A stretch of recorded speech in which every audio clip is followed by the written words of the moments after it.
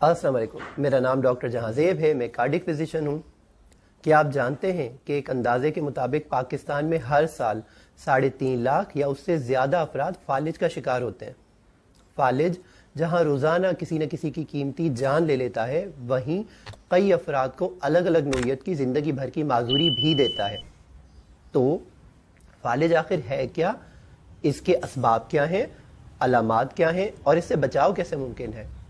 فالج دراصل دماغ کی طرف خون لے جانے والی شریان میں اکثر اوقات رکاوٹ یا پھر کبھی کبھی اس کے پھٹنے کی وجہ سے وجود میں آتا ہے۔ فالج کی علامات میں اچانک بے ہوش ہو جانا، زبان کا کام نہ کرنا، بولنے میں مشکل ہونا یا پھر ایک طرف کی کمزوری ہو جانا، ہاتھ پاؤں کا ڈھیلا پڑ جانا عام علامات تصور کی جاتی ہیں۔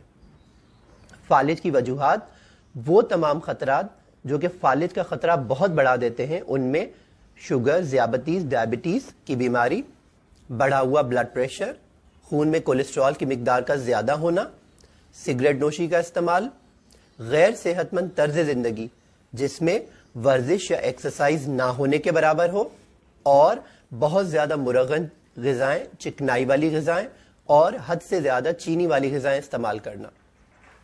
تو فالج سے بچاؤ کیسے ممکن ہے؟ جی، فالج سے بچاؤ کے لیے ہم بہت حد تک فالج کا خطرہ کم کر سکتے ہیں اگر ہم بلڈ پریشر کو اچھا کنٹرول اور مینج کریں، شوگر کے مریض شوگر کو بہت اچھا کنٹرول اور مینج کریں، اسی طرح سے کولیسٹرول کا لیول نارمل رکھا جائے۔ اس کے لیے آپ اپنے ڈاکٹر کی ہدایت کے مطابق دوائی اور پرہیز کا سہارا لیں۔ اس کے ساتھ ساتھ غیر صحت مند طرز زندگی، یعنی ایسا طرز زندگی کہ ورزش نہ ہونے کے برابر ہو، اس کو ترک کریں۔ روزانہ آدھے گھنٹے کی ورزش یا واک کو اپنائیں، صحت مند غذائیں کھائیں، حد سے زیادہ چینی اور اس سے بنی ہوئی چیزوں کا استعمال اور چکنائی والی چیزوں کا استعمال نہ کریں۔ ہمیشہ خوش رہیں۔ اللہ حافظ۔